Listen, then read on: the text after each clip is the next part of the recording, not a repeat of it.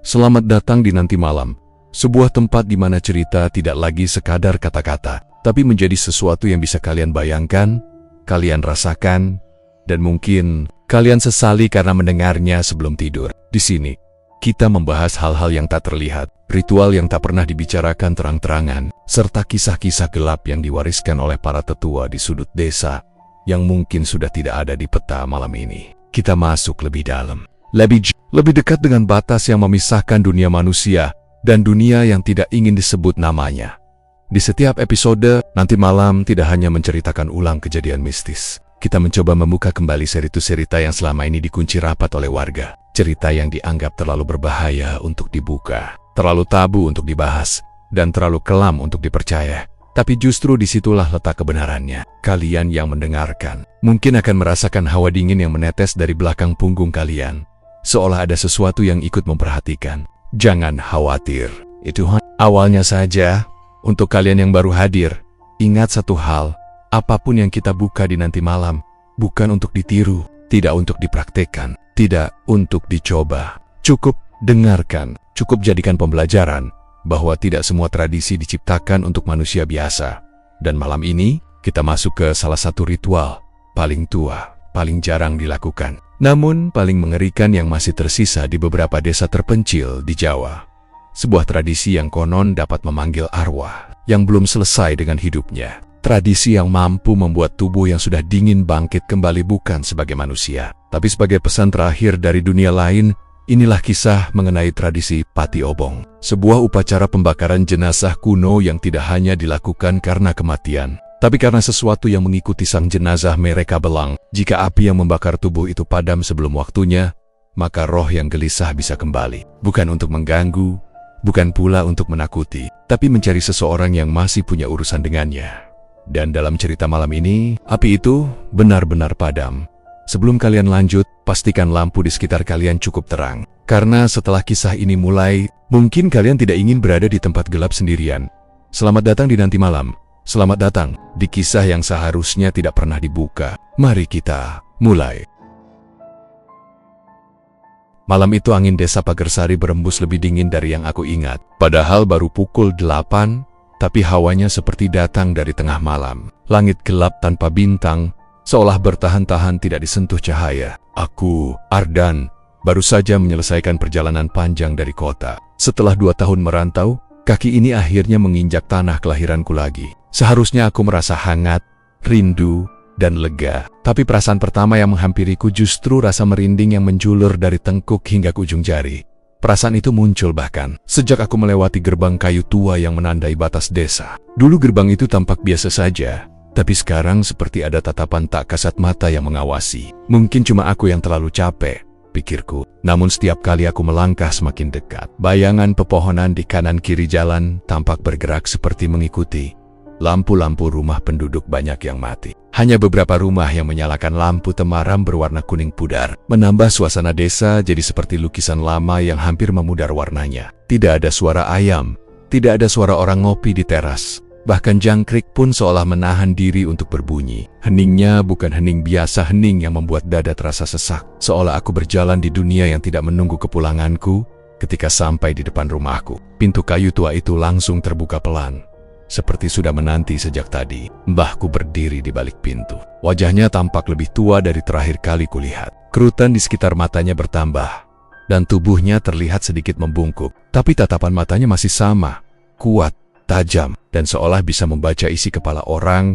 Dan, "Wis bali," katanya sambil memegang lenganku. Aku mengangguk, dan senyumku mencoba menutupi rasa tidak nyaman yang sedari tadi menempel. "Iyo mbah, aku wes kangen." Kami masuk rumah. Aroma kayu tua dan minyak kayu putih langsung menyambut hidungku. Rumah ini tidak banyak berubah. Foto-foto lama masih tergantung di dinding, termasuk foto ayahku ketika masih muda. Lampu minyak di sudut ruangan berkedip-kedip kecil, memberikan cahaya yang tidak cukup menerangi seluruh ruang tamu.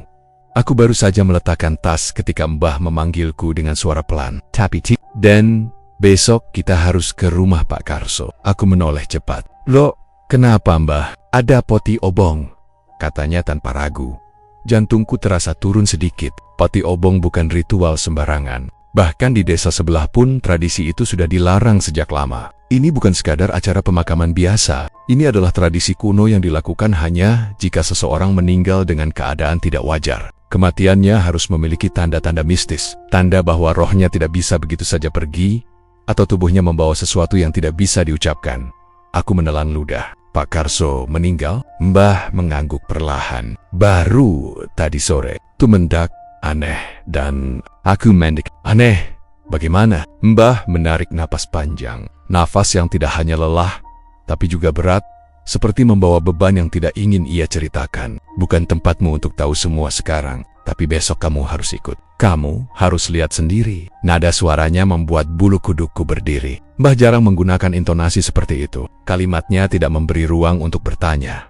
Aku mencoba tersenyum, meski kikuk. Lah kenapa aku yang harus ikut, Mah? Aku baru pulang loh. Mbah memandangku lama. Tatapannya menusuk, seolah mencari sesuatu di wajahku. Kamu harus ikut, ulangnya. Ada hal yang perlu kamu lihat sendiri. Kata perlu itu terasa ganjil. Bukan boleh, bukan sebaiknya, tapi perlu. Mendadak aku merasa seperti sedang dibawa ke sesuatu yang lebih besar dari sekadar pemakaman. Aku duduk di lantai, meneguk teh hangat yang sudah disiapkan Mbah. Tangan Mbah gemetar sedikit saat menuangkannya. Sesuatu yang tidak pernah kulihat sebelumnya. Mbah selalu kuat. Bahkan waktu aku kecil dan rumah kami pernah diganggu orang iseng tengah malam, Mbahlah yang keluar duluan sambil membawa sapu lidi.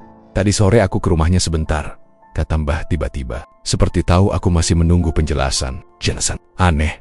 Aku menelan ludah. Anehnya bagaimana? Mbah tidak langsung menjawab. Ia memandang jendela, menatap gelap yang pekat. Biasanya kalau orang meninggal, tubuhnya langsung lemas. Tapi Pak Karso, tangannya kaku sekali. Seperti menahan sesuatu, wajahnya pucat. Tapi matanya, Mbah berhenti. Dan aku mendekat sedikit Mbah. Matanya kenapa? Matanya tidak mau tertutup, jawab Mbah lirih. Sudah dicoba berulang kali, tetap kebuka. Kaya wong sing isih nyawang. Aku merinding. Masih melihat? Mbah mengangguk kecil. Wong-wong kono bilang, matanya seperti mengawasi ruangan, seolah nunggu seseorang datang. Aku semakin tidak nyaman. Ya, tapi apa hubungannya sama aku? Kenapa aku harus ikut? Mbah kembali diam. Ia tampok ragu, tapi tetap memilih bicara. Karso kenal baik sama bapakmu dulu. Terlalu baik, malah ada sesuatu di antara mereka yang belum selesai. Aku Bapak? Bukannya bapak meninggal waktu aku masih kecil? Mbah mengangguk. Iya, tapi beberapa hal tetap meninggalkan jejak. Dan orang mati tidak selalu pergi begitu saja. Aku tertawa kecil, berusaha mencairkan suasana meski suara tawaku terdengar palsu. Embarlebe, mana ada orang mati nunggu. Tiba-tiba angin dari luar menerpa jendela, membuat tirai berkibar keras. Lampu minyak di sudut ruangan berkedip dan hampir padam. Suara pintu belakang berderit seperti ada yang menekan dari luar. Aku terdiam. Bah juga. Dari kejauhan terdengar suara gonggongan anjing, namun bukan gonggongan biasa. Gonggongan itu pendek, patah-patah, seperti suara hewan yang ketakutan. Suara itu menggema pelan di seluruh desa yang hening. Mbah melirik ke pintu. Wes, kita istirahat dulu. Besok kamu ikut aku. Jangan banyak tanya dulu. Aku mengangguk meski perasaan tidak tenang terus menggedor dadaku. Baik Mah, aku masuk kamar lamaku. Bau kamper dan kayu yang lembab memenuhi udara. Kasurku masih yang dulu, dengan selimut tipis bermotif bunga. Aku duduk di tepi kasur, mencoba mengatur napas. Tapi semakin malam, perasaan aneh itu malah makin kuat. Entah kenapa, seolah ada sesuatu di luar kamar yang menunggu aku memejamkan mata.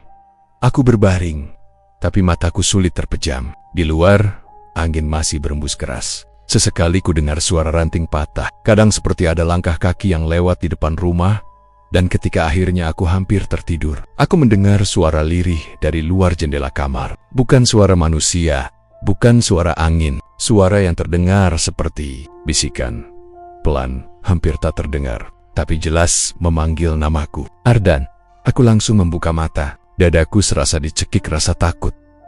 Aku menunggu, mencoba memastikan apakah itu hanya hayalanku. Tapi beberapa detik kemudian, suara itu terdengar lagi lebih dekat. Dan aku duduk tegak, menatap jendela gelap. Tidak ada apa-apa di luar. Tapi suara itu bukan halusinasi. Suara itu seperti suara seseorang yang tenggorokannya rusak, serak, berat. Dan yang paling membuatku takut, aku merasa pernah mendengar suara itu. Entah kapan, aku meraih selimut, menahannya di dada. Mbah, Panggilku setengah berbisik. Tidak ada balasan. Aku hampir bangun saat suara ketukan kecil terdengar dari arah pintu kamarku. Tok, tok, tok.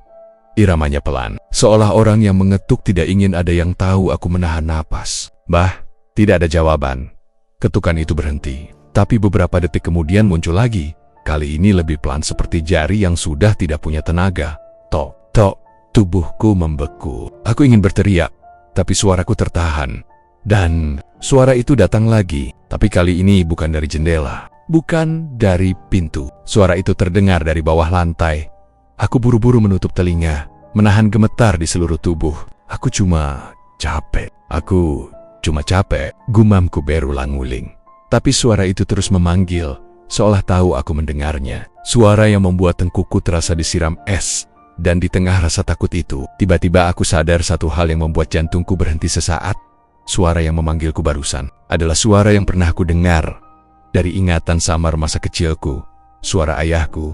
Besok paginya, udara desa Pagersari terasa lebih berat dari biasanya. Embun pagi seperti menempel di kulit, dinginnya menusuk sampai ke tulang. Aku mengikuti Mbah berjalan menuju rumah duka. Langkah kami pelan, tapi suasana yang kami lalui membuat kaki terasa berat. Seolah setiap langkah membawa kami mendekati sesuatu yang seharusnya tidak kami lihat. Jalan desa masih basah karena embun, dan matahari belum sepenuhnya naik. Cahaya pagi hanya sekadar menerangi, tapi tidak memberi rasa hangat. Rumah-rumah penduduk masih tertutup rapat. Sebagian jendela hanya terbuka sedikit, seolah mereka pun takut melihat keluar.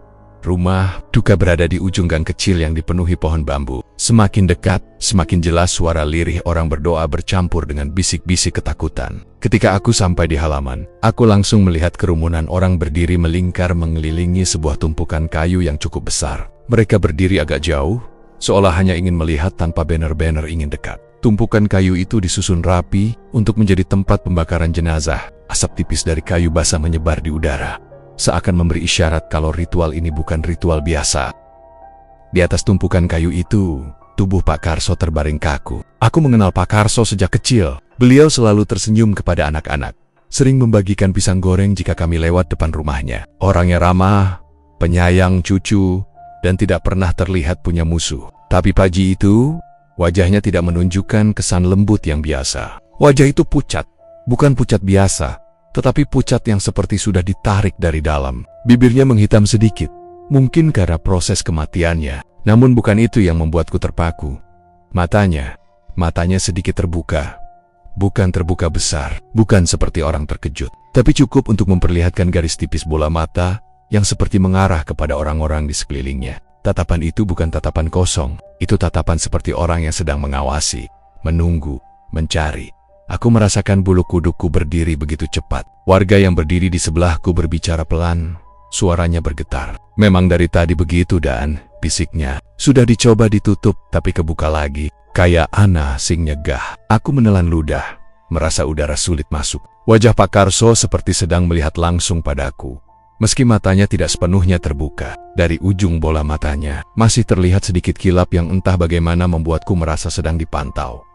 Sesepuh desa berdiri di depan jenazah, memegang dupa dan segenggam daun kering yang belum kukenal. Mereka mulai membacakan mantra. Suara mereka bergetar di udara, menggema pelan, bercampur dengan suara gesekan bambu yang tertiup angin. Beberapa warga ikut menunduk, sebagian memejamkan mata. Sebagian lagi hanya berpura-pura tenang.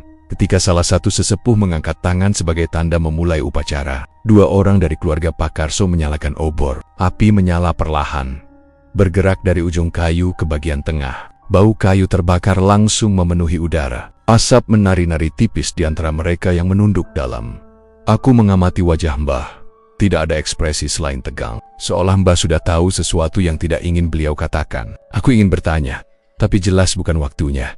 Kayu mulai terbakar. Api merayap perlahan ke atas, menyentuh kain yang menutupi bagian bawah tubuh jenazah. Suara kayu meletup pelan. Warga mulai bergeser sedikit lebih jauh. Sebagian takut asap pembakaran jenazah akan membawa sesuatu yang tidak diinginkan.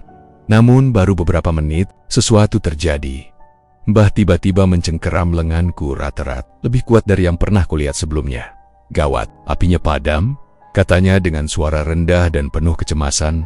Aku menoleh cepat. Benar api itu mati begitu saja. Tidak ada asap, Tidak ada bara menyala. Api yang seharusnya sedang membesar malah padam seperti disiram air. Kayu masih kering, tidak ada hujan sejak subuh, dan obor masih menyala di tangan orang keluarga. Orang-orang mulai panik. Lah koiso, kayu ini gering, yo. Ini Anabon. Beberapa warga memundurkan badan lebih jauh. Ada yang berbisik memaki diri sendiri karena datang. Ada yang menkari-kari alasan pulang, tapi tidak berani bergerak. Sesepuh saling pandang. Salah satu dari mereka berusaha menyalakan kembali api dengan obor lain. Tapi obor itu hanya menyentuh kayu tanpa membuatnya terbakar. Obor itu seperti kehilangan kemampuan untuk menyulut api. Bahkan bara kecil pun tidak muncul. Aku merasakan punggungku dingin. Mbah mencengkeram tanganku semakin keras. Apa aku bilang? Dan iki ora lumrah. Lalu tiba-tiba salah satu warga berteriak histeris. Astaga. Wih, TANGNA gerak. Panik menyebar lebih cepat dari api yang sempat menyala tadi. Aku menatap jenazah itu buru-buru.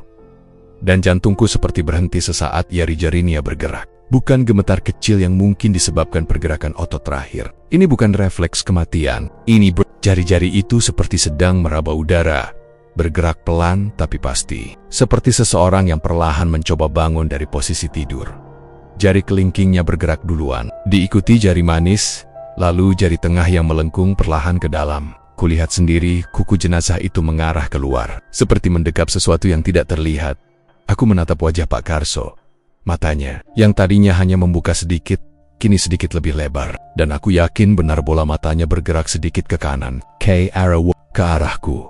Astaga. Beberapa warga mundur sambil membawa anak-anak. Ada yang mulai menangis. Ada yang membaca doa terbata-bata. Salah satu sesepuh mencoba mendekat sambil membawa segenggam bunga dan daun kering. Tapi ketika dia baru melangkah 3 langkah, tubuhnya seperti kehilangan keseimbangan dan dia hampir jatuh. Sesepuh lain cepat menahan bahunya.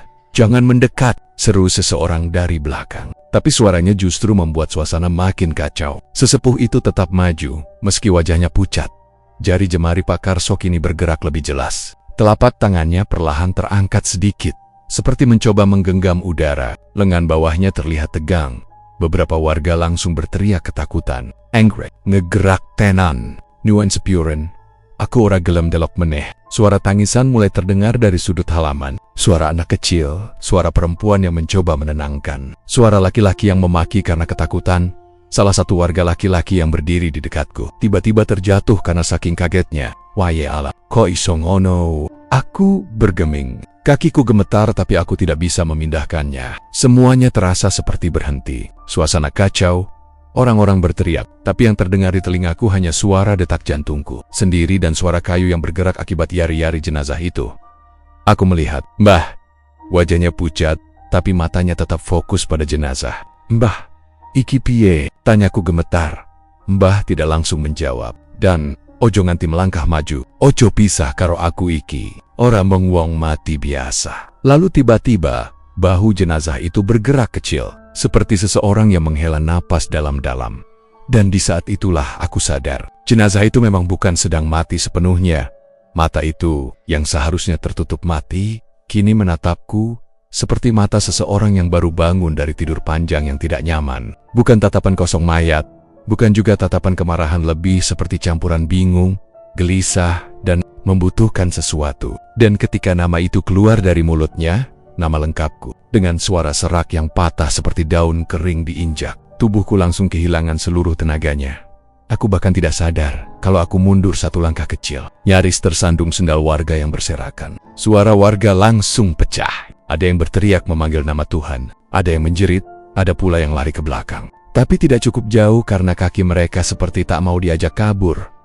Mbah mencubit lenganku keras, bukan untuk membuatku sakit, tapi untuk memastikan aku sadar dan tidak terpaku seperti patung. Ardan, ojo ditatap, aja gelem nanggepi, katanya terburu-buru, hampir berbisik namun nadanya tajam. Tapi bagaimana aku tidak menatapnya? Suara itu terlalu jelas, terlalu hidup. Tubuh Pak Karso perlahan tegak, duduk di atas tumpukan kayu yang tadi harusnya menjadi tempat terakhirnya. Jemarinya yang tadi hanya bergerak kecil, kini mencengkeram kayu di sekitarnya, seperti mencari tumpuan. Sendi-sendinya berbunyi satu persatu, pelan, jelas, dan menegakkan bulu kuduk siapapun yang mendengarnya. Trak, trak, trak. Suara itu memantul dari dinding rumah duka yang terbuka, menyebar ke halaman. sampai masuk ke dada kami seperti palu kecil yang menghantam ritme jantung. Salah satu sesepuh Mbah Nadi maju 2 langkah dengan tangan terangkat, sambil menggenggam segenggam bunga yang tadi akan digunakan dalam ritual. Suaranya tegas, tetapi terdengar ketakutan di baliknya. Pak, sampun, panjenengan sampun tindak aja bali maneh, ora kanggo menungso maneh awakmu kuwi. Tapi jenazah itu tidak melihat Mbah Nadi. Tatapannya tetap terkunci padaku. Bibir pucatnya bergerak lagi, perlahan, seperti robekan kain yang dipaksa terbuka. Dan balik. Aku menggeleng, atau mungkin hanya niatku yang menggeleng. Tubuhku terasa hilang kendali. Mbah, kenapa dia nyari aku? Bisikku lirih. Mbah tidak langsung menjawab. Beliau menelan ludah, lalu memegang punggungku, menahanku agar tidak mendekat. Dia bukan Pak Karso. Opo wae sing ana ing tubuh itu, iku dudu wong sing kowe kenal. Dan saat Mbah berkata begitu, jenazah itu menurunkan kakinya dari tumpukan kayu. Satu kaki jatuh dengan suara gedebuk berat, lalu kaki satunya menyusul, menimbulkan bunyi lain yang lebih aneh seperti kulit kering yang terkoyak. Warga teriak lebih keras. Ada yang sudah jatuh terduduk sambil menyebut nama Tuhan. Ada anak-anak remaja yang tadi penasaran, kini menutup muka sambil menangis pelan. Sesepuh lain mengraji, mendekat sambil membawa dupa yang apinya masih kuat. Ia menggoyangkan dupa itu ke arah jenazah, sambil melafalkan mantra yang suaranya cepat dan terburu-buru. Tapi yang terjadi malah membuat suasana tambah kacau. Begitu asap dupa mengenai wajah jenazah itu, matanya mendelik, seolah terkejut. Lalu tubuhnya terguncang pelan, kepalanya menunduk, kemudian mengangkat wajahnya lagi. Dan saat itulah aku melihat dengan jelas, air mengalir dari matanya. Bukan air mata, tapi cairan keruh, seperti campuran abu dan sesuatu yang lebih gelap, menetes dari sudut mata dan jatuh ke tanah, menyisakan noda pekat. Aduh Gusti, gumam salah satu ibu di belakangku sambil mulutnya ditutupi kerudung. Jenazah itu menggerakkan bibirnya lagi, tapi kali ini bukan memanggilku. Suaranya melengking rendah, seperti suara seseorang yang berbicara dari dalam sumur. Tidak ada yang paham kata-katanya, tapi jelas bukan bahasa manusia lagi. Pemangku adat langsung berseru, "Wong, mande kebek, iki wis ora suci maneh." Warga mundur serempak, tapi aku tetap berdiri di tempat. Kakiku membeku, entah karena takut atau karena ada sesuatu dari dalam diriku yang memaksa untuk tetap menatap. Jenazah itu kemudian mencondongkan tubuhnya ke arahku, seolah-olah ingin turun mendekat. Jarinya yang panjang dan pucat mengarah padaku seperti mengajak, atau mungkin memerintah.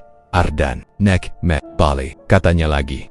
Kali ini lebih jelas, walau tetap terdengar seperti suara tenggorokan yang diisi pasir. Mbah langsung menarikku ke belakang dengan kekuatan yang mengejutkan. "Ajo Dan, jangan sampai kamu nyaut," katanya dengan suara gemetar. "Mbah," dia manggil aku terus. Suaraku bergetar. Itu bukan panggilan, itu peringatan. Atau aku tidak tahu mana, tapi yang jelas, jenazah tidak mungkin bisa bangun, kecuali ada hal besar yang ngeyel mengikuti. Di tengah kekacauan itu, tiba-tiba ada suara lain. Braha, itu suara kayu yang tadi, untuk pembakaran roboh ke tanah. 2 pemuda desa buru-buru memegang masing-masing sisi, khawatir jenazah itu akan merangkak ke arah mereka. Tapi yang dilakukan jenazah justru sesuatu yang tidak terduga. Ia mengangkat tangannya perlahan, memegang dadanya sendiri, seolah sedang meraba sesuatu yang hilang. Ujung jari-jarinya menekan kulit dadanya, lalu terdengar bunyi renyah seperti kulit yang sobek. Sebagian kulit dada itu mengelupas sedikit, dan yang terlihat di baliknya bukan daging merah, tapi hitam seperti arang yang belum terbakar sempurna. Sesepuh yang membawa dupa segera mengayunkan asap lebih banyak ke arah jenazah. Tapi bukannya menjauh, jenazah itu malah menelengkan kepala, seolah penasaran. Lalu ia melakukan hal yang tidak seorang pun siap melihatnya. Ia menepuk dadanya 3 kali perlahan. Duk, duk, duk, dan dari dalam tubuhnya terdengar gema lirih seperti detak lemah, detak yang tidak seharusnya dimiliki oleh tubuh yang sudah mati sejak semalam. Jantungnya berusaha hidup lagi. Astikfirullah, desah seorang bapak. "Waduh, iki wes ora bener," gumam Mbah dengan suara hampir hilang. Aku ingin berpaling, ingin lari, ingin mengakhiri semua yang kulihat. Tapi mata jenazah itu kembali menatapku. Tatapan itu bukan lagi tatapan bingung kali. Ini seperti seseorang yang sangat membutuhkan bantuan, sangat membutuhkan sesuatu yang hanya aku yang bisa berikan. Dan itu justru membuatku semakin takut. Kenapa aku? Apa hubungannya aku dengan ini semua? Apa yang sebenarnya terjadi pada Pak Karso? Kepalaku dipenuhi pertanyaan, tapi situasi tidak memberi waktu untuk berpikir. jenazah itu mulai merangkak turun dari tumpukan kayu. Tangannya mencengkeram tanah, meninggalkan bekas kuku hitam yang panjang dan menembus sedikit ke tanah basah. Warga berteriak lagi. Ada yang lari turburit-berit keluar halaman. Ada yang tersungkur karena saking takutnya. Sesepuh lain berteriak, "Cepet, Tayandaya, aja ngantinya Daki Ardan." Tetapi siapa yang berani menyentuh jenazah yang hidup kembali? Pemuda desa hanya saling pandang. Ada keberanian di wajah mereka, tapi rasa takut yang jauh lebih besar mengikat langkah mereka.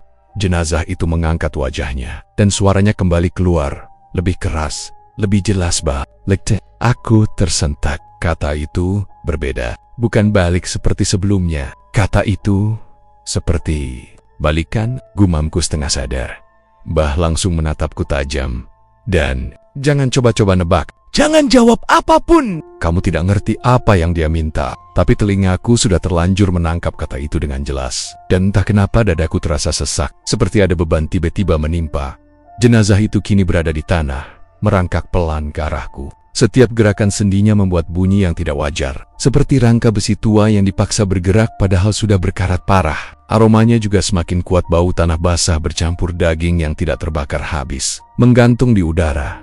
Dua warga nekat menahan tubuh jenazah itu dari belakang. Tapi begitu mereka menyentuh kulitnya, mereka langsung terhempas mundur.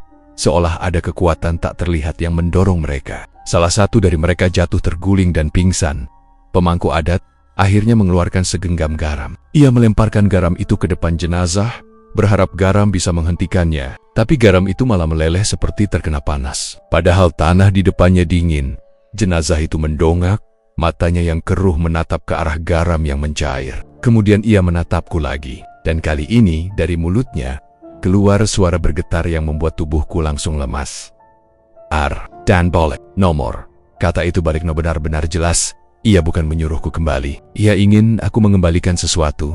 Tapi apa? Dan sebelum aku sempat mencari jawaban, sesuatu terjadi begitu cepat. Jenazah itu merangkak maju dengan kecepatan yang tidak sesuai tubuhnya. Warga menjerit panik. Aku terkejut sampai tidak sempat mundur.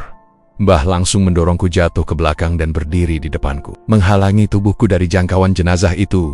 "Cukup!" teriak Mbah. Suaranya bergema. "Yen pancen kowe golek sing ilang, Oho Arden sing kau geli." Tapi jenazah itu berhenti mendadak. Tubuhnya membeku. Kepala itu bergerak perlahan ke kanan, lalu ke kiri, seolah mencari seseorang. Lalu ada sesuatu yang sangat ganjil. Tatapan jenazah itu berubah dari takut menjadi marah, dan kemudian menjadi seperti seseorang yang baru sadar akan sesuatu. Dan tiba-tiba, ia menunjuk bukan ke aku melainkan ke arah rumahnya sendiri, yang berada tak jauh dari tempat pembakaran. Tangan itu gemetar. Tapi arah telunjuknya sangat jelas. Ia menunjuk kamar belakang rumahnya. Kamar yang dulu sering kupakai bermain waktu kecil. Kamar yang katanya dulu tidak boleh dimasuki tanpa izin. Lalu dengan suara lirih yang hampir tidak terdengar, ia berkata lagi, "Seng tak tinggal." Dan setelah kata itu keluar, tubuhnya mendadak kaku. Kepala mendongak, mulut terbuka, dan dari dalam tenggorokannya keluar suara seperti tulang-tulang kecil yang patah secara bersamaan.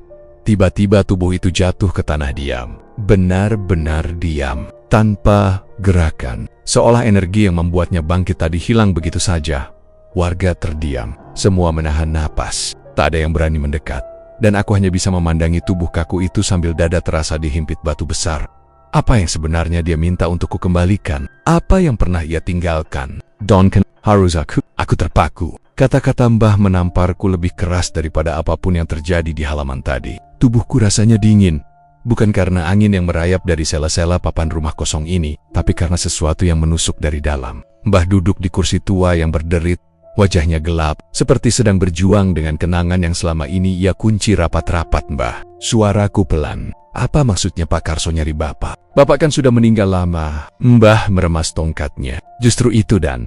Karena dia mati duluan. Dan mati dengan sesuatu yang belum selesai. Karso itu bukan bangkit untuk menemuimu. Dia bangkit karena kowe, anak bapakmu." Aku terdiam. Rasanya ada sesuatu yang menusuk dadaku, sesak, menekan, dan rasanya ingin keluar. Jadi, aku cuma jadi pengganti, wakil, atau apa? Wajah Mbah berubah sedih. "Kowe iki ora salah apa-apa.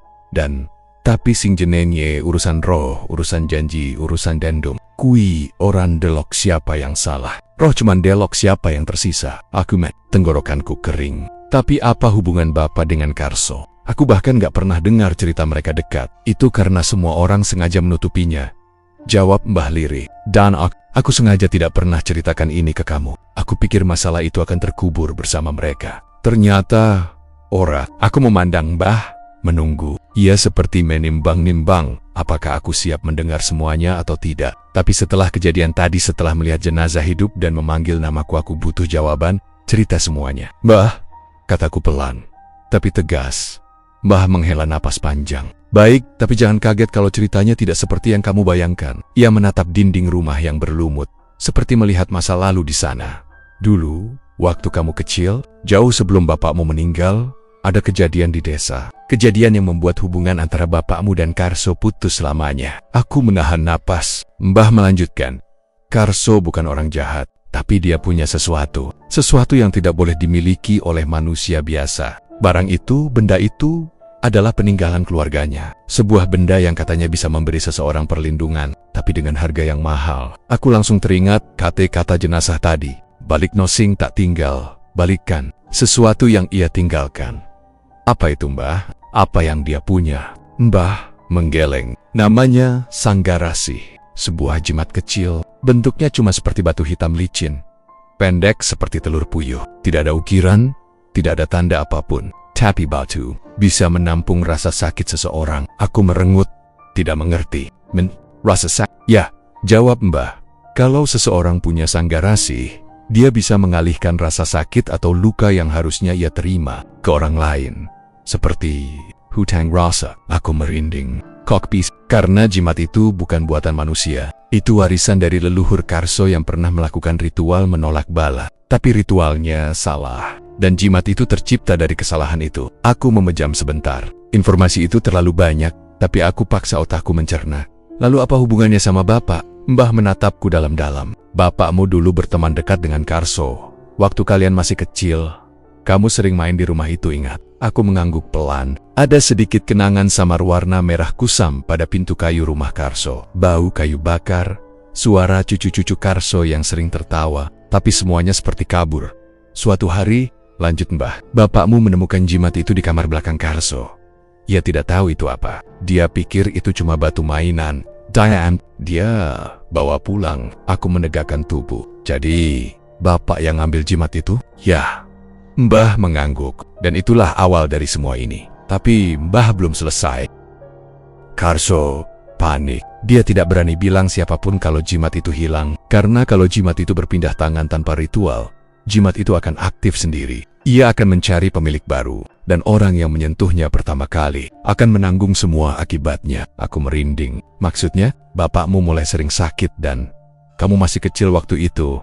Jadi kamu gak ingat. Tiba-tiba dadanya sesak. Tiba-tiba tubuhnya panas. Kadang malam-malam dia seperti melihat sesuatu yang kita tidak lihat. Itu semua karena jimat itu menampung luka yang harusnya diterima orang lain. Tapi kalau begitu, kenapa Bapak nggak balikin ke Karso? Dia cari waktu untuk mengembalikan. Tapi saat dia datang ke rumah Karso, jimat itu sudah tidak ada di sakunya. Tidak ada, gumamku. Ya, jimat itu menghilang. Mbah memijat pelipisnya. Karso makin panik. Ia tahu betul bahwa jimat itu tidak bisa hilang begitu saja. Jimat itu selalu punya tujuan. Kalau bukan kembali ke pemilik lamanya, berarti mencari pemilik baru.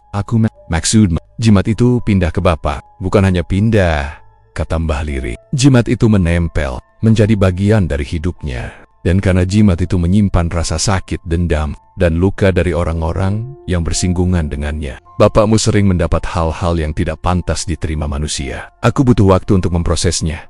Lalu, apa hubungannya dengan kematian Bapak? Mbah menatap lantai. Karso waktu itu salah paham. Ia pikir bapakmu sengaja mengambil jimat itu untuk dirinya sendiri. Mereka bertengkar besar. Sampai akhirnya, bapakmu mengalami kecelakaan yang kamu tahu itu. Aku menelan ludah. Cuma kecelakaan kan? Mbah menggeleng pelan. Orang kecelakaan. Dan malam sebelum itu, Karso mendatangi rumah kita. Mereka bertengkar hebat di halaman. Karso marah karena ia merasa bapakmu mengambil satu-satunya perlindungan keluarganya. Sementara bapakmu marah karena tubuhnya sudah tidak kuat lagi menahan beban jimat itu. Aku merasa dadaku semakin berat. Jadi, apa Bapak mati karena jimat itu? Tanyaku lirih. Ya dan tidak. Mbah menjawab dengan suara bergetar. Jimat itu memang melemahkan tubuhnya.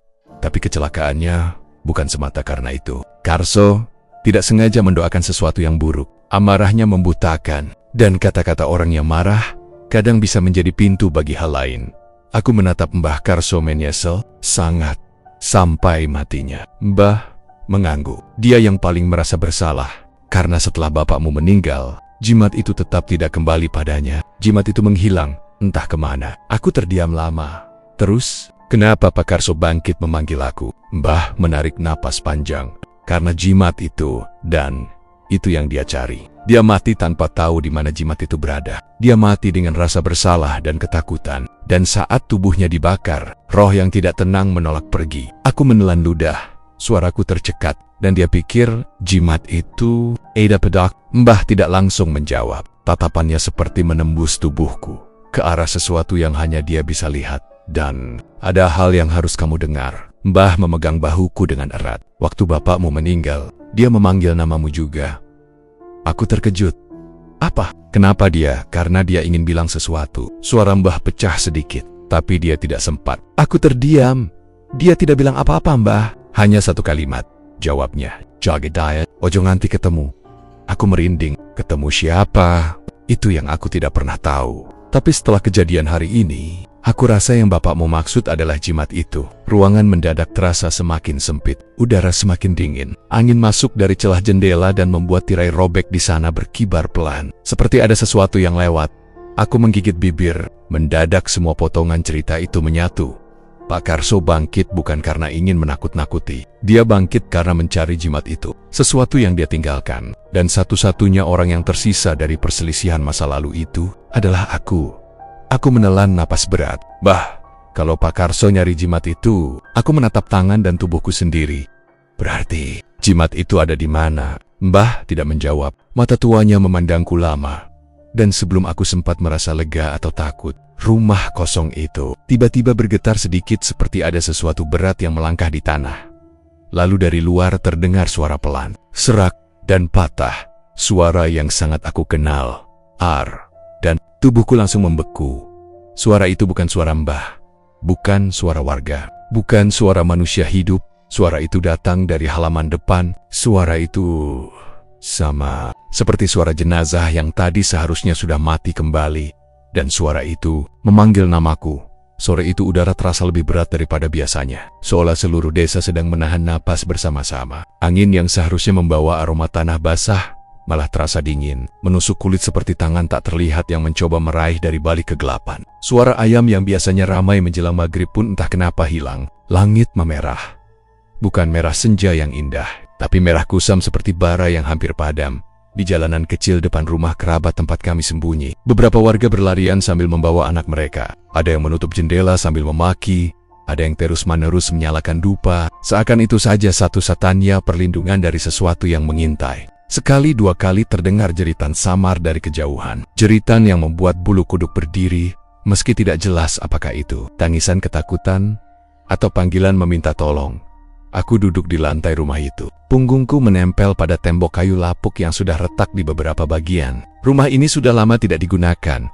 Baunya apek, bercampur debu tua dan aroma kayu lembab. Mbah berdiri tidak jauh dariku, mengatur napas sambil menekankan telapak tangannya ke dada. Seperti menenangkan diri sendiri. Tok tok tok. 3 ketukan pertama pelan. Hampir seperti seseorang yang minta izin masuk. Tapi kami berdua tetap membisu. Aku menahan napas, berusaha tidak membuat suara sekecil apapun. Tok tok tok. Ketukan itu berubah lebih keras, seperti seseorang membenturkan sesuatu ke pintu. Angin di luar mendadak berhenti, menciptakan kesunyian yang membuat suara detak jantungku sendiri terdengar keras di telingaku. Ardan. Aku menutup mulutku dengan tangan. Suara itu seperti keluar dari 2 mulut yang berbeda, tapi berbicara bersamaan. Serak, patah-patah, seperti tenggorokan yang dipenuhi pasir.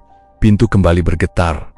Kali ini lebih lama. Kayu tua itu tampak hampir patah. Ardan. Mana ayahmu? Aku melirik Mbah. Matanya membesar. Pupilnya mengecil seolah mendengar sesuatu lebih dari sekadar suara. Dia dekat banget, Mbah, bisikku. Suara nyaris tak keluar. Mbah tidak menjawab. Dia hanya menempelkan telunjuk ke bibirnya sambil menggeleng perlahan. Aja Muni, jangan bersuara. Gumamnya sangat pelan. Pintu masih bergetar. Kadang berhenti, lalu diketuk lagi, seolah roh itu tahu kami ada di dalam, tapi belum yakin di mana posisi kami berdiri. Aku semakin mundur ke belakang meja kayu besar yang menjadi satu-satunya penghalang antara aku dan pintu. Di sela ketukan, terdengar suara seperti desahan panjang, bukan desahan manusia, tapi seperti suara angin yang dipaksa keluar dari paru-paru retak. Aku membisik pada Mbah, sambil menahan gemetar. Dia tahu Bapak sudah meninggal kan? Mbah menggoyangkan kepalanya pelan, matanya tak lepas dari pintu. Bagi roh dendam, mati atau hidup sama saja, bisiknya. Sing digoleki kui dudu badane. Tapi garis getihe. Aku langsung sadar. Berarti roh itu memang tidak membutuhkan jasad. Ayahku, dia mencari penerus garis darahnya. Dia mencari aku. Ketukan itu tiba-tiba berhenti. Ketenangan yang mengikuti justru membuat udara terasa lebih mengerikan. Sunny total. Tidak ada suara angin. Tidak ada suara langkah warga. Bahkan suara serangga malam pun hilang begitu saja. Lalu terdengar suara gesekan di bawah pintu, seperti kuku panjang menggara-garuk lantai kayu dari seberang. Ndok, Endio, kali ini suaranya bukan memanggilku. Ini seperti suara sesuatu atau seseorang yang merangkak. Suara itu terus bergerak dari pintu, menuju dinding samping, lalu ke belakang rumah. Aku panik dan menatap Mbah. Dia muter rumah ini. Mbah hanya menelan ludah dan memegang lengan bajuku. Ayo, mandret. Aja nganti ngerti posisi awakmu. Kami merangkak perlahan ke pojok paling gelap ruangan, tepat di belakang lemari tua yang hampir roboh. Lantai berdebu membuat kami sesak, tapi kami tak berani batuk. Suara gesekan itu tiba-tiba terdengar tepat di sisi dinding tempat kami bersandar. Seolah ia berhenti, mendadak, mengendus. Aku menutup mulut, memaksa diriku tidak menarik napas terlalu keras. Meski begitu, dadaku serasa mau pecah. Dan suara itu tepat di balik dinding. Bibirku bergetar tanpa sadar. Rasanya seperti namaku dipanggil dari jarak sedekat telinga, tapi melalui dinding kayu yang hanya setebal 3 jari. Seolah roh itu melayang menempel di sisi luar rumah. Tiba-tiba, ada hentakan keras di dinding seperti sesuatu membenturkan kepalanya ke kayu. "12, aku hampir berteriak. Tapi Mbah menutup mulutku cepat.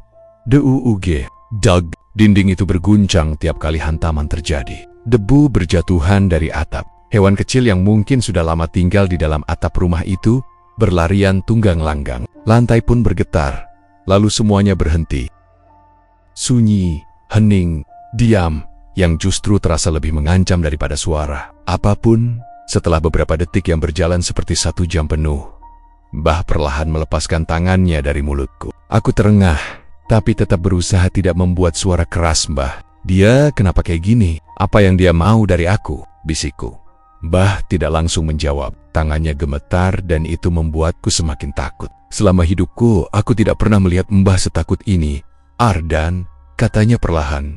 Suaranya serak. Kutukan dendam tidak akan pernah berhenti sampai ada yang menutupnya. "Bapakmu dulu terlibat dalam sesuatu yang tidak semestinya dilihat manusia biasa."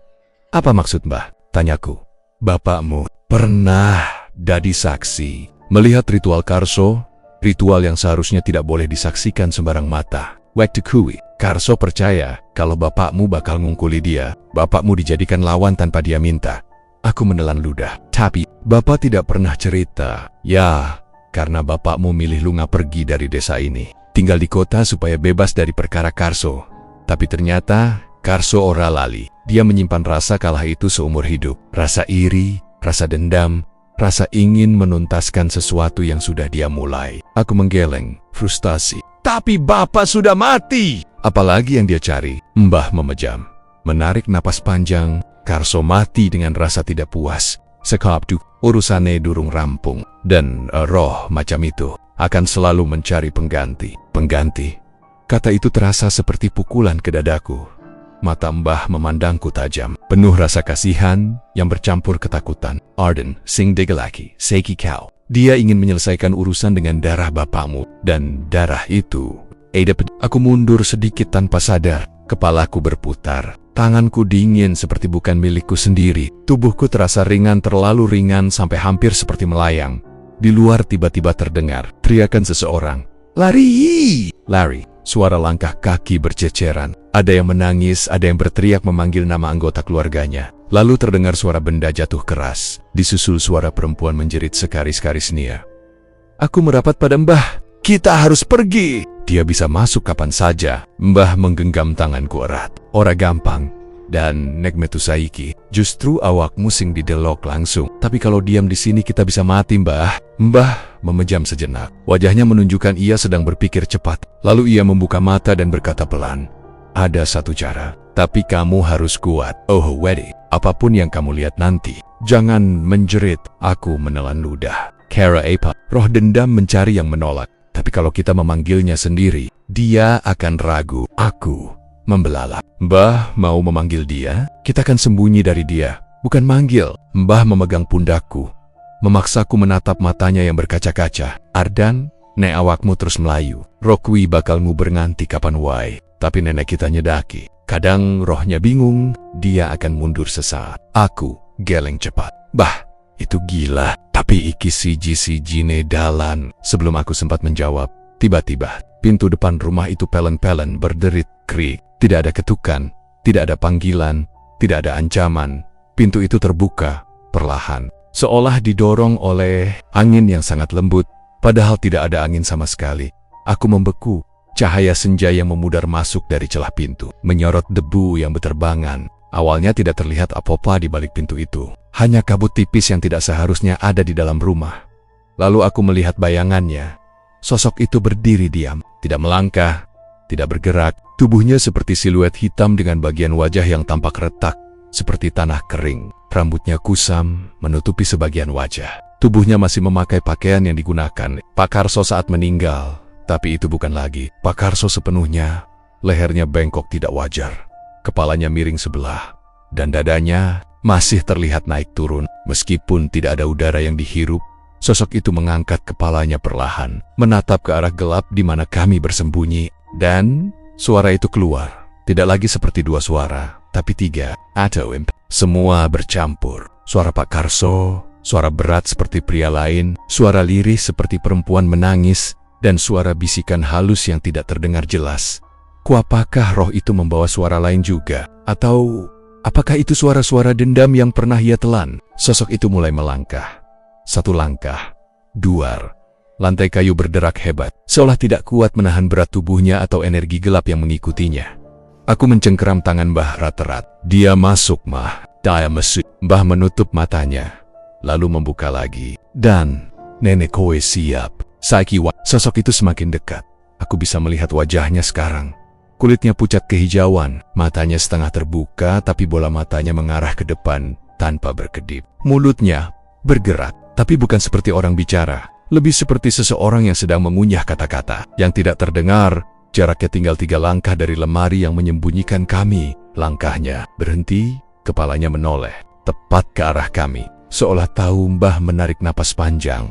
Ardan, oh Wedi, tapi aku sudah terlalu telanjur takut. Terlalu telanjur menyadari, tidak ada lagi yang berdiri di ruang itu selain aku, Pak, dan sesuatu yang seharusnya sudah mati, dan sesuatu itu menginginkan darahku. Angin malam yang sedari tadi hanya terasa dingin, kini seperti berubah menjadi sesuatu yang menempel, menyentuh, dan mengitari tubuhku. Helaan napasku tidak beraturan, dadaku naik turun dengan keras, seolah paru-paruku menolak bekerja dengan normal. Tapi rasa takut jauh lebih besar daripada kekuatan tubuhku. Aku mencium bau itu jelas. Bau asap yang seharusnya tidak ada.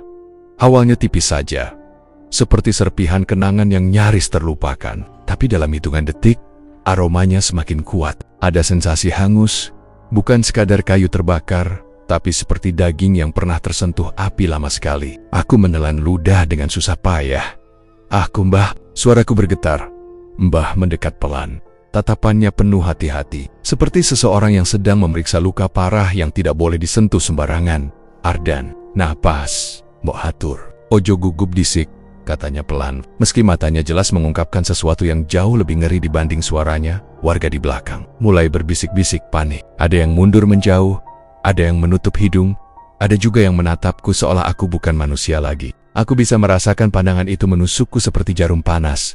Bau asap itu semakin kuat, semakin dekat, dan semakin jelas. Bau itu berasal dari aku sendiri. Aku melihat ke arah bajuku meraba dadaku, berharap itu hanya perasaanku saja. Tapi saat telapak tanganku menyentuh kain, Ada sensasi panas halus, seperti kain yang baru saja terkena bara kecil. Aku refleks menarik tanganku. "Pak, Mbah, ini kenapa?" tanyaku, hampir memohon. Sesepuh desa, yang sejak tadi berdiri dengan tongkatnya, maju dengan langkah lambat. Setiap langkahnya seperti mengirimkan getaran ke tanah, membuat suasana semakin menegang. Warga otomatis memberi jalan. Dia menatapku lama, sangat lama, lalu menghela napas panjang. "Ardan, siklusnya belum selesai." Kata-katanya terasa seperti palu besar yang menghantam tengkorakku. "Apa maksudnya?" Suaraku pecah. Sesepuh menatap api yang masih menyala sisa pembakaran Pak Karso. Api itu masih memakan abu, masih menggerogoti kayu terakhir. Namun, meski api tinggal setengah hidup, cahaya merahnya memantul di wajah-wajah warga yang ketakutan roh yang tadi. Bukan sekadar roh gentayangan, itu roh bawaan warisan. Roh yang terbentuk dari kesalahan, penyesalan, dan kematian yang tidak tuntas. Kata-kata itu terlalu besar untuk dipahami saat tubuhku sendiri sedang gemetar. Sesepuh melanjutkan dengan suara rendah. "Bapakmu waktu itu datang ke kami bukan untuk minta tolong, tapi untuk melarikan diri. Dia tahu ada sesuatu yang mengikutinya, menempel padanya, menunggu saat dia lengah." Aku merasakan jantungku seperti kehilangan ritme. "Lalu, kenapa sekarang ke aku?" "Karena roh itu terikat darah. Dan ketika orang pertama mati, roh itu butuh tempat baru." Aku mundur satu langkah. Rasanya tanah desa seperti bergerak di bawah kakiku. Aku nggak mau jadi wadah buat sesuatu yang bahkan aku nggak ngerti. Mbah menepuk bahuku, mencoba menenangkan. Tapi sentuhannya pun sulit mengalahkan getaran ketakutan yang merayap di tulangku. "Ardan, cucuku, sabar disik. Iki, durung rampung." Nadanya lembut, tapi itu justru membuatku semakin takut. Dari arah kanan, seorang warga perempuan mulai menangis. "Pak, sesepuh, apa kita hendak bahaya ini? Kalau roh itu masuk ke tubuh anak itu, nanti kita semua gimana?" Aku merasakan tatapan mereka, seolah aku sudah bukan manusia lagi, seolah aku bom waktu berjalan yang bisa meledak kapan saja.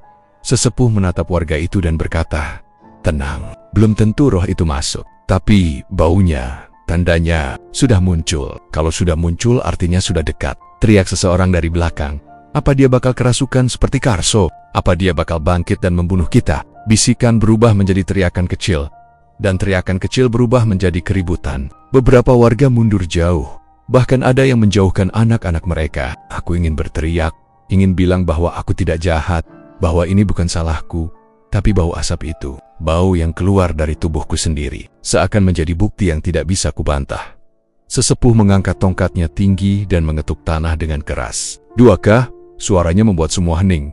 "Ardan bukan ancaman," katanya tegas. "Yang jadi ancaman adalah roh yang belum menentukan. Apa dia ingin masuk, atau hanya memberi peringatan?" Aku mengerutkan kening, bingung. "Buat si..." Sesepuh menatapku lama. "Buat." Seketika bulu kudukku berdiri.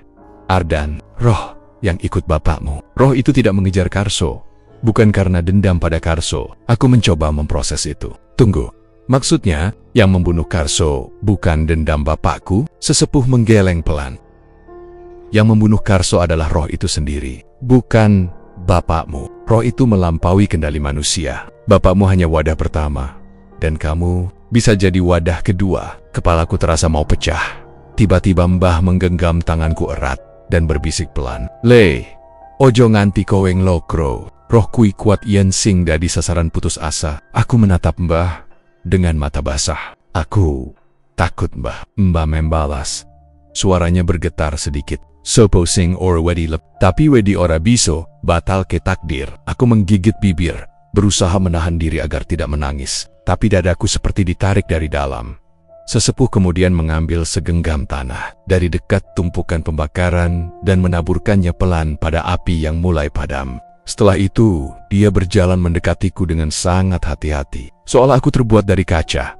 Dia mengangkat tangannya dan memeriksa leherku, dada, bahkan punggungku. Gerakannya sangat halus, seperti memeriksa sesuatu yang tidak kasat mata. Lalu dia berkata, "Tanda baunya sudah ada, tapi belum ada tekanan roh. Dia belum masuk." "Apa maksudnya tekanan roh? Tubuhmu belum menjadi rumah baru." "Tidak." Aku merasa dunia runtuh. Bagaimana cara menghapus tanda itu? Bagaimana cara menghentikannya? Sesepuh tidak langsung menjawab. Dia memandang api yang hampir mati, memandang warga yang mulai gelisah, lalu memandangku lagi. "Caranya ada, tapi Tidak mudah, dan tidak semua berhasil. Aku menelan ludah. Bilang saja, aku siap. Sesepuh menghela napas panjang. Tidak, sekarang. Roh itu belum bergerak. Kita harus menunggu malam bergeser ke tengah. Roh seperti itu hanya menunjukkan intensi sebenarnya setelah matahari benar-benar hilang. Aku tersentak. Berarti, nanti, tengah malam. Mbah memegang bahu kule. Nenek bener roh kue nyedulur karo kowe. Berarti sedoyo iki kudu kowe hadapi. Tapi, elinga, anakku, sesat. Ora bakal tak tinggal. Aku memejamkan mata. Air mata akhirnya jatuh juga. Karena sekarang aku paham sesuatu yang lebih mengerikan, Pak Karso. Bukan musuhku, juga bukan roh dendam. Dia adalah korban roh yang sama yang sekarang mengendus tubuhku. Bukan untuk membunuhku, bukan untuk menakutiku, tapi untuk masuk, menempel, dan mengambil tempat yang dulu ditinggalkannya saat ayahku mati. Bau asap itu semakin jelas, semakin kuat, semakin panas. Dan tiba-tiba aku merasa tubuhku sendiri seperti dikelilingi sesuatu. Sesuatu yang melingkar seperti kabut, tapi berat, sangat berat. Aku membuka mata. Api di depan kami padam sepenuhnya. Dan dalam kegelapan yang sangat sunyi, sangat pekat, sangat dalam, bau asap itu berubah menjadi hembusan panas kecil di belakang leherku. Seolah sesuatu, atau seseorang, sedang mencoba berbisik. Angin malam yang sedari tadi hanya terasa dingin, kini seperti berubah menjadi sesuatu yang menempel, menyentuh, dan mengitari tubuhku. Helaan napasku tidak beraturan. Dadaku naik turun dengan keras, seolah paru-paruku menolak bekerja dengan normal. Tapi rasa takut jauh lebih besar daripada kekuatan tubuhku. Aku mencium bau itu jelas. Bau asap yang seharusnya tidak ada, awalnya tipis saja. Seperti serpihan kenangan yang nyaris terlupakan. Tapi dalam hitungan detik, aromanya semakin kuat. Ada sensasi hangus. Bukan sekadar kayu terbakar, tapi seperti daging yang pernah tersentuh api lama sekali. Aku menelan ludah dengan susah payah. Aku, Mbah. Suaraku bergetar. Mbah mendekat pelan. Tatapannya penuh hati-hati, seperti seseorang yang sedang memeriksa luka parah yang tidak boleh disentuh sembarangan. Ardan, napas mbok atur, ojo gugup disik, katanya pelan. Meski matanya jelas mengungkapkan sesuatu yang jauh lebih ngeri dibanding suaranya, warga di belakang mulai berbisik-bisik panik. Ada yang mundur menjauh, ada yang menutup hidung, ada juga yang menatapku seolah aku bukan manusia lagi. Aku bisa merasakan pandangan itu menusukku seperti jarum panas. Bau asap itu semakin kuat, semakin dekat, dan semakin jelas. Bau itu berasal dari aku sendiri. Aku melihat ke arah bajuku meraba dadaku, berharap itu hanya perasaanku saja. Tapi saat telapak tanganku menyentuh kain, ada sensasi panas halus. Seperti kain yang baru saja terkena bara kecil. Aku refleks menarik tanganku. Pak, Mbah, ini kenapa? Tanyaku, hampir memohon. Sesepuh desa yang sejak tadi berdiri dengan tongkatnya, maju dengan langkah lambat. Setiap langkahnya seperti mengirimkan getaran ke tanah, membuat suasana semakin menegang. Warga otomatis memberi jalan. Dia menatapku lama, sangat lama, lalu menghela napas panjang. Ardan, siklusnya belum selesai. Kata-katanya terasa seperti palu besar yang menghantam tengkorakku. Apa maksudnya? Suaraku pecah. Sesepuh menatap api yang masih menyala sisa pembakaran Pak Karso. Api itu masih memakan abu, masih menggerogoti kayu terakhir. Namun, meski api tinggal setengah hidup, cahaya merahnya memantul di wajah-wajah warga yang ketakutan roh yang tadi. Bukan sekadar roh gentayangan, itu roh bawaan warisan. Roh yang terbentuk dari kesalahan, penyesalan, dan kematian yang tidak tuntas. Aku bingung. Kata-kata itu terlalu besar untuk dipahami saat tubuhku sendiri sedang gemetar. Sesepuh melanjutkan dengan suara rendah. Bapakmu waktu itu datang ke kami, bukan untuk minta tolong, tapi untuk melarikan diri. Dia tahu ada sesuatu yang mengikutinya, menempel padanya, menunggu saat dia lengah. Aku merasakan jantungku seperti kehilangan ritme. Lalu, kenapa sekarang ke aku? Karena roh itu terikat darah. Dan ketika orang pertama mati, roh itu butuh tempat baru. Aku mundur satu langkah. Rasanya tanah desa seperti bergerak di bawah kakiku. Aku nggak mau jadi wadah buat sesuatu yang bahkan aku nggak ngerti. Mbah menepuk bahuku, mencoba menenangkan. Tapi sentuhannya pun sulit mengalahkan getaran ketakutan yang merayap di tulangku. Ardan, cucuku, sabar disik. Iki durung rampung. Nadanya lembut, tapi itu justru membuatku semakin takut. Dari arah kanan, seorang warga perempuan mulai menangis. Pak, sesepuh, apa kita ndak bahaya ini? Kalau roh itu masuk ke tubuh anak itu, nanti kita semua gimana? Aku merasakan tatapan mereka. Seolah aku sudah bukan manusia lagi, seolah aku bom waktu berjalan yang bisa meledak kapan saja. Sesepuh menatap warga itu dan berkata, "Tenang, belum tentu roh itu masuk, tapi baunya, tandanya, sudah muncul. Kalau sudah muncul artinya sudah dekat," teriak seseorang dari belakang. Apa dia bakal kerasukan seperti Karso? Apa dia bakal bangkit dan membunuh kita? Bisikan berubah menjadi teriakan kecil, dan teriakan kecil berubah menjadi keributan. Beberapa warga mundur jauh, bahkan ada yang menjauhkan anak-anak mereka. Aku ingin berteriak, ingin bilang bahwa aku tidak jahat, bahwa ini bukan salahku. Tapi bau asap itu, bau yang keluar dari tubuhku sendiri, seakan menjadi bukti yang tidak bisa kubantah. Sesepuh mengangkat tongkatnya tinggi dan mengetuk tanah dengan keras. "Dua kah?" Suaranya membuat semua hening. "Ardan bukan ancaman," katanya tegas. Yang jadi ancaman adalah roh yang belum menentukan. Apa dia ingin masuk atau hanya memberi peringatan? Aku mengerutkan kening, bingung. "Perengge, Buhatsi." Sesepuh menatapku lama. "Buat kamu." Seketika bulu kuduku berdiri. "Ardan, roh yang ikut bapakmu." Roh itu tidak mengejar Karso. Bukan karena dendam pada Karso. Aku mencoba memproses itu. "Tunggu, maksudnya yang membunuh Karso bukan dendam bapakku?" Sesepuh menggeleng pelan. "Yang membunuh Karso adalah roh itu sendiri, bukan bapakmu. Roh itu melampaui kendali manusia. Bapakmu hanya wadah pertama, dan kamu bisa jadi wadah kedua." Kepalaku terasa mau pecah. Tiba-tiba Mbah menggenggam tanganku erat dan berbisik pelan, "Le, ojo nganti kowe nglokro. Roh kui kuat yen sing dadi sasaran putus asa." Aku menatap Mbah dengan mata basah. "Aku takut, Mbah." Mbah membalas. Suaranya bergetar sedikit. "Sopo sing or wedi lep, tapi wedi ora biso, batal ke takdir." Aku menggigit bibir, berusaha menahan diri agar tidak menangis, tapi dadaku seperti ditarik dari dalam. Sesepuh kemudian mengambil segenggam tanah dari dekat tumpukan pembakaran dan menaburkannya pelan pada api yang mulai padam. Setelah itu, dia berjalan mendekatiku dengan sangat hati-hati, seolah aku terbuat dari kaca. Dia mengangkat tangannya dan memeriksa leherku, dada, bahkan punggungku. Gerakannya sangat halus, seperti memeriksa sesuatu yang tidak kasat mata. Lalu dia berkata, "Tanda baunya sudah ada, tapi belum ada tekanan roh. Dia belum masuk." "Apa maksudnya tekanan roh? Tubuhmu belum menjadi rumah baru." "Tidak." Aku merasa dunia runtuh. Bagaimana cara menghapus tanda itu? Bagaimana cara menghentikannya? Sesepuh tidak langsung menjawab. Dia memandang api yang hampir mati, memandang warga yang mulai gelisah, lalu memandangku lagi. Caranya ada, tapi tidak mudah, dan tidak semua berhasil. Aku menelan ludah. "Bilang saja, aku siap." Sesepuh menghela napas panjang. "Tidak. Sekarang, roh itu belum bergerak. Kita harus menunggu malam bergeser ke tengah." Roh seperti itu hanya menunjukkan intensi sebenarnya setelah matahari benar-benar hilang. Aku tersentak. "Berarti nanti tengah malam." Mbah memegang bahuku. "Le, nenek bener roh kue nyedulur karo kowe. Berarti sedoyo iki kudu kowe hadapi. Tapi elinga, anakku, sesep ora bakal tak tinggal." Aku memejamkan mata. Air mata akhirnya jatuh juga. Karena sekarang aku paham sesuatu yang lebih mengerikan. Pak Karso bukan musuhku, juga bukan roh dendam. Dia adalah korban roh yang sama yang sekarang mengendus tubuhku.